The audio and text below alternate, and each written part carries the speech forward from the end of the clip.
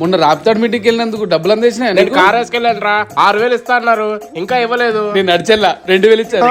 Helicopter మీద పడితే 4,000 ఇస్తా అన్నారు. ఇచ్చారా? ఇచ్చారా 4,000. ఈ తాప నాకు కూడా చెప్పరా. ఏ ఆ పిల్ల వస్తుంది రోయ్. ఏంటే ఈ గవర్నమెంట్ చదివి పాస్ అయిపోదామనే. మా జగనన్న పోయినప్పుడే ఎడ్యుకేషన్ సిస్టమ్ కూడా పోయిందే, చదువుకొని ఏం చేద్దామని. ఎల్లు ఇంట్లో కూర్చో, అంట్లో తోముకో. ఎల్లు అన్నా మీరు ఇక్కడ ఉన్నారా? నేను పార్టీ ఆఫీస్ దాకా వెళ్ళొస్తున్నానన్నా. పార్టీ ఆఫీస్ ఇప్పుడు లేదు, ఎత్తేసాం. తీసుకోండి అన్నా. Happy birthday. బర్త్డే కాదన్నా, ఇంటర్ లో డిస్ట్రిక్ట్ లెవెల్లో పాస్ అయ్యాను. 990 మార్కులు వచ్చాయి.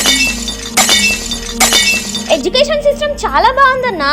లైబ్రరీ పెట్టించారు, మధ్యాహ్న భోజన పథకం అమలు చేశారు, స్టడీ అవర్స్ కండక్ట్ చేస్తున్నారు. స్టూడెంట్స్ కి ఇంతకంటే ఎక్కువ ఇంకేం కావాలన్నా?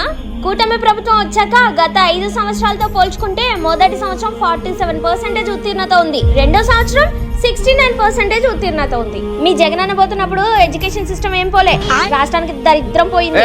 నువ్వు చీటింగ్ చేసినావు. చీటింగ్ చేయడానికి నేనేమో మీ జగనన్న లాగా క్వశ్చన్ పేపర్ లేని దొంగతనం చేయలేదు. పాపం ఫీల్